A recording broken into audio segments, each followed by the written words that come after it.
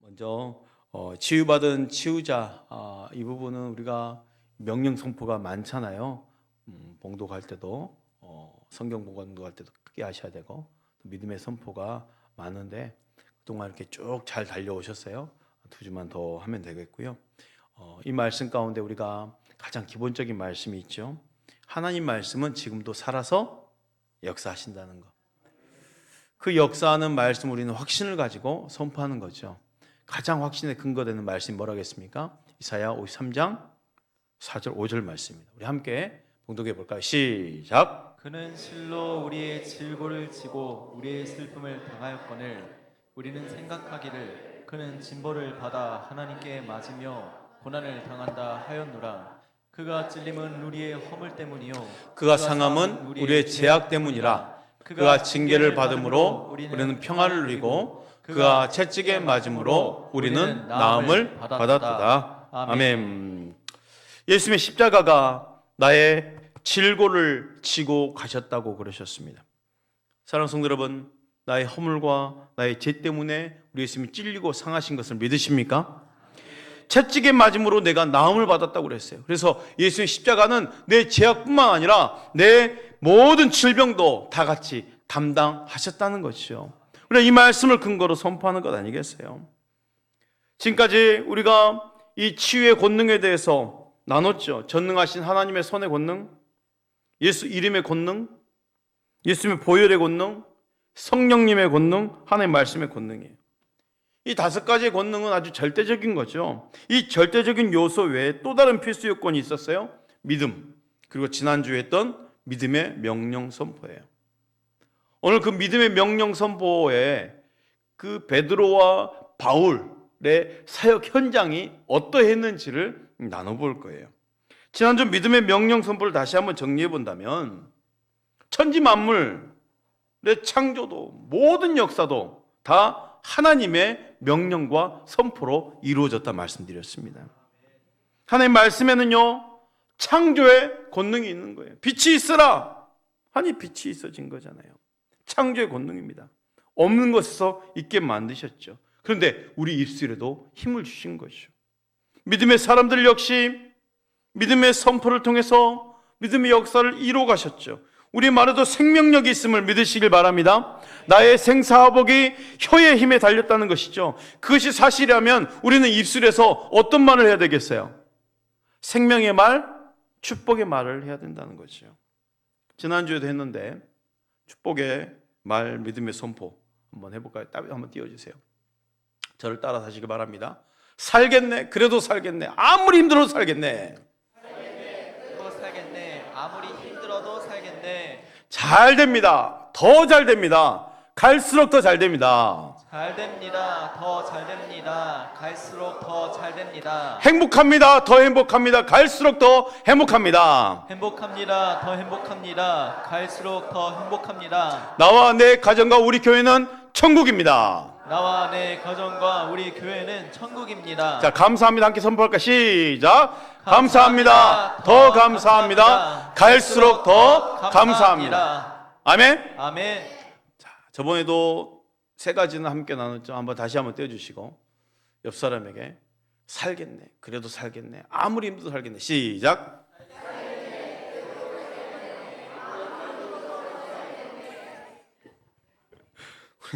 주영진 집사님 정말 사는 것 같아요.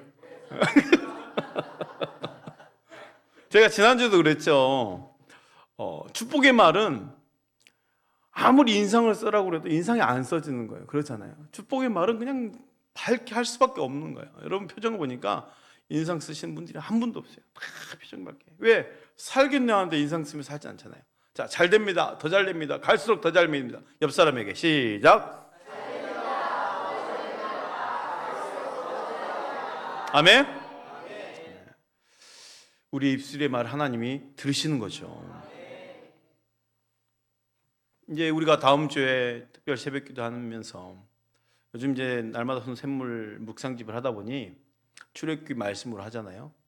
다음 주 한 주간의 말씀이 어떤 내용이냐면요, 그 만나를 먹는 내용이에요. 만나. 그런데 참 희한하게도 하나님은 이 준비된 만나가 있거든요. 근데 이 만나를 백성들이 어떻게 받는지 아십니까? 원망하면서 받았어요. 그 원망의 소리를 하나님 들어버렸어요. 그러니까 여러분, 축복을 받아도요, 어차피 축복 받을 거, 어차피 준비된 양식 받을 거 기쁨으로 받으면 얼마나 좋겠습니까? 원망하면서 받으면 그게 가치 있는 것이 아니잖아요. 그렇죠? 항상 우리 입술에 축복의 말, 생명의 말, 살아있는 말 하시길 바랍니다. 하나님은 누군가의 명령 선포로 축복하도록 허락하셨다는 거죠. 하나님께서 모세를 통해서 아론과 제사장들에게 이렇게 전했어요. 백성들에게 베풀어야 할 축복이 있는데 그 축복을 베풀기 위해서 명령과 선포를 하게 하셨어요. 여호와 너에게 복을 주시고 지켜주시기를 원하고 은혜 베푸시고 평강 주시기를 원하노라, 이렇게 기도하면 내가 복을 주리라 그랬어요. 그러니까 명령 선포하도록 허락하셨다는 거죠. 제사장들에게. 우리 모두는 하나님의 왕 같은 제사장님을 믿으십니까? 그렇다면 나도 내 자녀와 사랑하는 사람들에게 이렇게 축복할 수 있음을 믿으시길 바랍니다. 오늘 함께 나눌 말씀은 실질적인 명령 선포 현장으로 이제 말씀을 따라가 보겠습니다. 사도행전 3장 6절 8절 말씀, 오늘 읽었던 말씀이죠. 함께 읽습니다. 시작. 베드로가 이르되 은과 금은 내게 없거니와 내게 있는 이것을 내게 주노니 나사렛 예수 그리스도의 이름으로 일어나 걸으라 하고 오른손으로 잡아 일으키니 발과 발목이 곧 힘을 얻고 뛰어서서 걸으며 그들과 함께 성전으로 들어가면서 걷기도 하고 뛰기도 하며 하나님을 찬송하니. 베드로가 명령 선포한 말씀이 뭐였습니까? 은과 금은 내게 없거니와 내게 있는 이것을 내게 주노니 나사렛 예수 그리스도의 이름으로 일어나 걸으라 했어요. 명령하고 선포했다는 거예요. 그 기도는 부탁이 아니었어요. 하나님께 부탁하면서 요청하는 기도가 아니었어요. 나사렛 예수 그리스도 이름으로 일어나 걸으라였어요. 명령 선포였다는 거죠. 특별히 나사렛 예수 그리스도 이름으로 일어나 걸으라, 이 말씀의 원문은요, 나사렛 예수 그리스도를 향해서 일어나라는 거였어요. 베드로의 그 성격과 지금까지 베드로의 상황을 보면 이 말씀이 얼마나 특별한 말씀인지 아십니까? 이 말씀은요, 오직 예수님만 생각하고 예수님만 따라가고 예수님의 이름으로 그 목적으로 걸어라는 거예요. 베드로는 과거에 어떤 사람입니까? 자기 자신의 능력, 자신의 생각, 자신의 힘만 의지했던 사람 아니겠습니까? 근데 그때마다 번번이 실패했죠. 그러나 이제는 어떻게 바뀌어버렸어요? 성령 받고 난 후에는 오직 예수를 향해서만 걷는 사람, 예수님만 의지하는 사람, 예수님만 생각하는 사람, 예수님만을 목적으로 하는 사람이 된 것이에요. 베드로가 이렇게 세우자 뛰어서서 걸으며 함께 성전을 들어가면서 하나님을 찬송하네요. 이 안진병은요 40년간 한 번도 걸어본 적이 없습니다. 근데 이 명령 선포에 그가 한 번도 걸어본 적이 없는 그가 일어나서 뛰어서서 걸으면서 하나님을 찬송했어요. 무에서 유가 창조된 거예요. 우리 입술에도 이렇게 창조의 권능이 있음을 믿으십시오. 베드로의 명령 선포에 창조의 권능이 세워졌다는 거죠. 또 다른 현장도 볼까요? 사도행전 9장 33절 35절 말씀입니다. 거기서 애니아라 하는 사람을 만나매 그는 중풍병으로 침상 위에 누운 지 8해라. 베드로가 이르되 애니아야 예수 그리스도께서 너를 낫게 하시니 일어나 내 자리를 정돈하라 한데 곧 일어나니 룻다와 사론에 사는 사람들이 다 그를 보고 주께로 돌아오니라. 중풍병으로 침상에 누운 지 8회라고 그랬습니다. 이 애니아에게 베드로가 선포합니다. 예수 그리스도께서 너를 낫게 하시니 일어나 너의 자리를 정돈하라. 명령 선포였어요.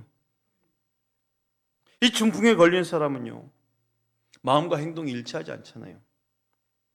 내 마음은 일어서고 싶은데 몸이 움직이지 않습니다. 스스로 몸을 움직일 수 없어요. 그래서 누군가의 도움을 받아야 됩니다. 너무 힘든 일이죠. 베드로는 이 상황을 보자 우리 예수 그리스도의 그 마음, 그 주님이 원하시는 것들이 지금 마음에 들어왔어요. 예수 그리스도가 너를 낫게 하시니였어요. 참 중요한 말이죠. 예수 그리스도가 너를 낫게 하시니. 베드로는 지금 자신의 이름으로 그를 낫게 한다고 하지 않았죠. 그리고 자신의 능력으로 일어서라지도 않았어요. 혹여 예수님이 너를 낫게 하실지도 모른다 라고 하지도 않았어요. 분명하고도 명확하게, 그리고 자신 있게 선포하네요. 애니아야, 예수 그리스도께서 너를 낫게 하시니 일어나 너의 자리를 정돈하라. 명령 선포였어요. 누구의 이름을 높였습니까? 예수의 이름을 높입니다. 주님의 영광을 높였어요. 우리도 마찬가지죠. 우리는 주님의 쓰임받는 통로에 불과합니다. 원래 베드로는 그런 사람이 아니었잖아요. 자신의 이름을 드러내고자 했고 항상 첫째가 되고 싶은 그 열심이었었던 사람이죠. 그런데 그런 그가 변화되자 누구를 드러낸 사람 됩니까? 예수님을 드러내는 사람이 되어버린 거예요. 예수 그리스도가 너를 낫게 하신다. 베드로는 예수님과 함께하면서 예수님 명령 선포를 본 자잖아요. 그러니 얼마나 더 자신 있게 할 수 있겠어요. 예수님 하던 대로 하면 되니까. 그럼 베드로는 그렇다 할지라도 바울은 어떻습니까? 예수님과 전혀 동행해 본 적이 없잖아요. 바울 사도는. 사도행전 14장 8절부터 10절 말씀 볼까요? 루스드라에 발을 쓰지 못하는 한 사람이 앉아 있는데 나면서 걷지 못하게 되어 걸어 본 적이 없는 자라. 바울이 말하는 것을 듣거늘 바울이 주목하여 구원받을 만한 믿음이 그에게 있는 것을 보고 큰 소리로 이르되 내 발로 바로 일어서라 하니 그 사람이 일어나 걷는지라. 바울은요, 이 루스드라 선교 현장 가운데 지금 회중 가운데 태어나면서부터 걷지 못한 한 사람을 지금 주목하는 거예요. 이 사람이 일어나 걸을 거라고 기대하는 사람은 아무도 없었습니다. 본인 자신도 일어나 걸을 생각조차 할 수 없었죠. 이 사람도 일어나 걸어본 적이 없으니까 이거는 뭐 있을 수도 없는 일이고 그렇게 생각할 필요도 없는 사람입니다. 근데 성경의 기록은 뭐라 합니까? 그 자리에 많은 사람들이 참석해서 바울의 말을 들었을 텐데 그가 유독 바울의 전하는 말씀을 들었다고 했어요. 바울이 말하는 것을 듣거늘이에요. 다시 한번 말씀 한번 띄워주십시오. 8절부터 10절까지. 8절부터 10절까지 사도행전 14장 8절부터 10절 말씀.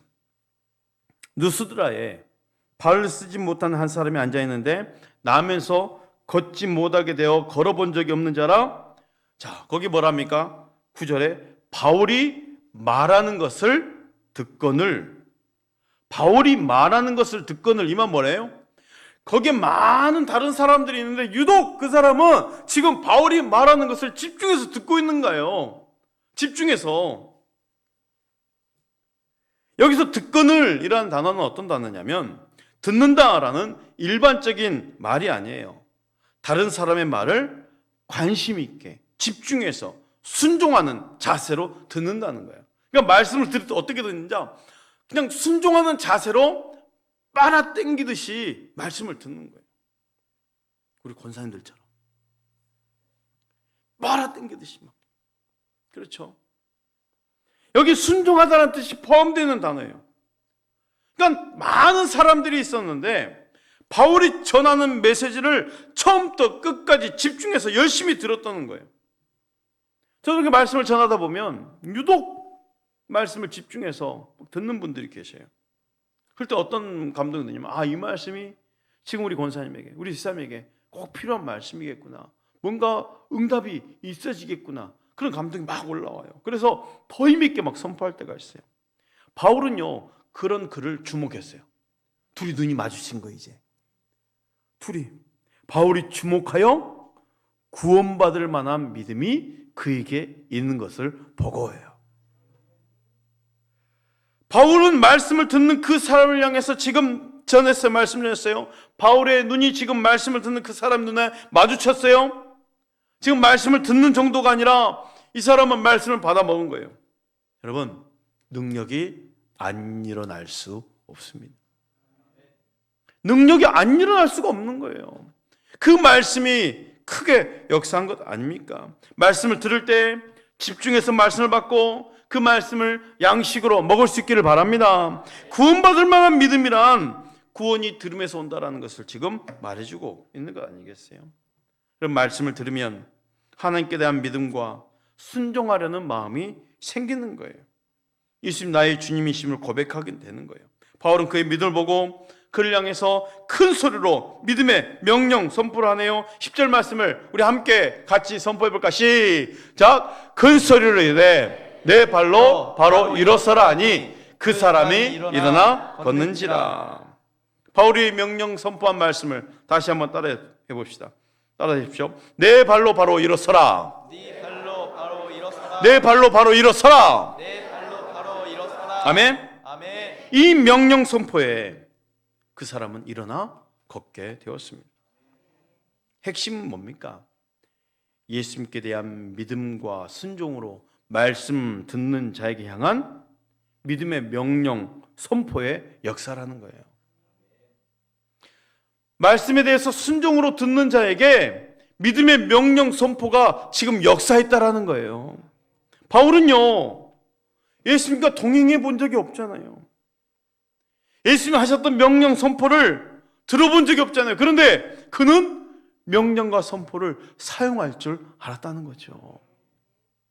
어떻게 알게 되었을까요? 성령 충만이죠. 성령으로 말미암아 담대하게 선포할 수 있었던 권능 아닙니까? 여러분, 베드로가 했다면 우리도 할 수 있습니다. 바울이 했다면 우리도 할 수 있습니다. 바울의 또 다른 현장을 볼까요? 사도행전 16장 16절 18절 말씀입니다. 우리가 기도하는 곳에 가다가 점치는 귀신 들린 여종 하나를 만나니 점으로 그 주인들에게 큰 이익을 주는 자라. 그가 바울과 우리를 따라와 소리질러 이르되 이 사람들은 지극히 높은 하나님의 종으로서 구원의 길을 너에게 전하는 자라 하며 이같이 여러 날을 하는지라. 바울이 심히 괴로워하여 돌이켜 그 귀신에게 이르러 예수 그리스도의 이름으로 내가 내게 명하노니 그에게서 나오라 하니 귀신이 즉시 나오니라. 바울 일행은요, 기도하는 곳을 가다가 누굴 만납니까? 점치는 귀신 들린 여종 하나를 만나는 거예요. 그녀의 주인은 이 여종으로 돈을 버는 사람이에요. 점치는 이 귀신 들린 여종이요, 주인에게 팔려온 이유가 뭡니까? 이 점을 치게 해서 돈을 벌게 만드는 거 아니에요. 그럼 팔려왔잖아요. 이 여인은 자유가 없어요. 그냥 주인이 따로 있는 거예요. 그 주인의 돈벌이 수단에 불과합니다. 그런 그 여인이 바울을 보자마자 따라오면서 소리치는 거예요.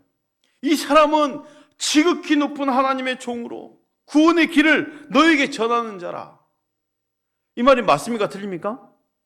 맞는 말이죠. 그런데 귀신 들린 여종이 따라오면서 한두 번 한 게 아니고 지나갈 때마다 소리를 지르면서 막 떠들어지는 거예요. 이 상황이 다른 사람 볼 때는 가히 좋은 현상은 아니죠. 아무리 팩트라 할지라도 귀신 들린 여종이 막 복음을 말할 때 이게 주위 사람들에게 이 복음의 영향력이 좋은 이미지로 남겠습니까? 안 좋은 이미지로 비춰지겠습니까? 안 좋은 이미지로 비춰질 수밖에 없는 거예요. 귀신의 그 아주 교묘한 수법이죠. 상황은 오히려 복음에 방해되는 거예요. 그럼 막 난동을 피우고 막 귀신 들린 자가 이 사람은 구원의 길을 알리러 너에게 왔다 하면은 누가 그걸 지금 믿으려 하겠습니까? 오히려 피하겠죠. 예를 들어서 제가요, 사람 많이 다니는 신촌거리를 합시다. 저는 신촌거리를 잘 다니지 않지만 어쨌든 걷고 있는데 귀신 들린 여자가 뒤따라오면서 큰 소리로 여러분, 이분은 성교회 담임 목사인데 복음을 전하러 주의 종이라고 다들 이 사람 말에 들어야 된다고 막 하면 우리 교회가 얼마나 창피합니까? 얼마나 쪽팔리겠어요. 그렇죠. 오히려 복음에 방해가 되는 거예요. 복음에 방해가. 내가 요즘 전도팀에게 제 사진 사용해도 된다고 해놓고 얼마나 후회한지 몰라요. 지금 나 이렇게까지 많이 붙여놓을 줄 몰랐지. 온통 도배를 해놔가지고 참 요즘 거리를 못 돌아다니겠어요. 좀 이렇게까지 해놓을 줄 몰랐죠, 사실. 어쨌든 우리 교회는 좋은 이미지로 지금 전도하고 있는 거니까. 교회 이미지니까 하나 더 강구한다면 11월 7일 이 지역 사회 돌봄을 위해서 반찬 나눔 준비할 겁니다. 주민센터 동장님이 마침 이제 10월 7일인 계신다고 그래가지고 연계해서 작년에 했던 것처럼 우리 한 200가정 반찬 준비해서 섬기게 될 건데, 오히려 더 우리 교회가 많은 섬김 봉사가 있으면 좋겠어요. 그러면 제 얼굴이 조금 괜찮겠죠. 제가 좀 붙여진 것도. 어쨌든 여러분, 귀신 들린 여정이 이렇게 막 바울이 하나님께로부터 온 사람이고 구원을 전하러 온 사람이고 지금 복음을 알리러 온 사람이라고 선포했다면, 이거는 복음의 유익입니까? 방해입니까? 방해되는 거예요. 방해예요. 마귀의 칭찬은요, 반드시 함정과 올무가 있는 것이요. 사단의 교묘한 전략이죠. 악한 영은요, 복음의 증인이 될 수 없습니다. 오히려 진리를 못 오가는 것입니다. 하나님의 이름을 욕되게 하는 것입니다. 이렇게 바울의 뒤를 따라오면서 며칠 동안 괴롭게 한 거예요. 바울이 참다 못해서 이 여인을 향해서 명령 선포해 보는 거예요. 예수 그리스도 이름으로 내가 너에게 명하노니 그에게서 나오라. 이 명령 선포에 귀신이 즉시로 나와서 이 여인에게서 떠나갔죠. 믿음의 명령 선포의 능력입니다. 베드로와 바울이 믿음으로 선포한 거예요. 그냥 선포한 게 아니고 믿음으로 선포한 거예요. 확신이 있기 때문에. 여러분, 우리의 명령 선포도 그냥 큰 소리가 된다고 해서 되어지는 것이 아니라 믿음으로 선포해야 되는 것이죠. 그래서 믿음의 명령 선포예요. 우리에게 이러한 믿음이 살아 역사할 줄 믿습니다. 우리 사역 현장에서 믿음의 명령 선포로 새 역사를 창조할 줄 믿으시길 바랍니다. 나의 사역 현장에도 온갖 치유가 일어날 수 있음을 믿으시길 바랍니다.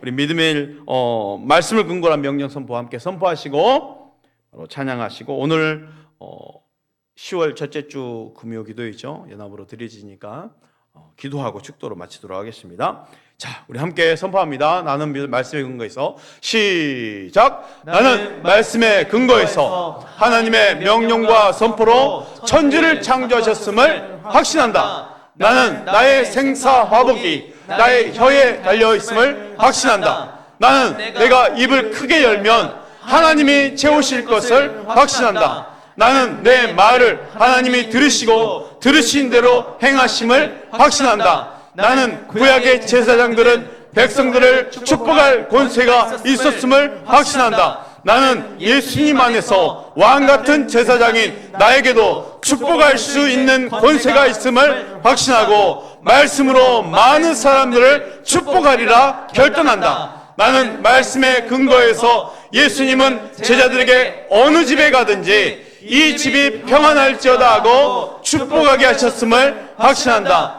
나는 믿음의 사람들도 다 명령과 선포로 사역하였음을 확신한다. 나는 말씀의 근거에서 베드로도 명령과 선포로 치유 사역했음을 확신한다. 나는 말씀의 근거에서 바울도 명령과 선포로 치유 사역했음을 확신한다. 나도 이제부터 믿음으로 명령하고 선포하며 살리라. 나도 모든 일에 담대하게 명령하거나 선포하리라. 나에게서 명령과 선포를 주저하게 하는 사단 마귀는 떠나갈지어다. 주여, 담대하고 당당하게 명령하거나 선포하지 못했음을 용서하소서. 주여, 이제부터 질병의 치유를 위해서 담대하게 명령하고 선포하겠습니다. 주여, 이 모든 명령과 선포에 대해 다시 새기게 하시니 감사합니다. 아멘.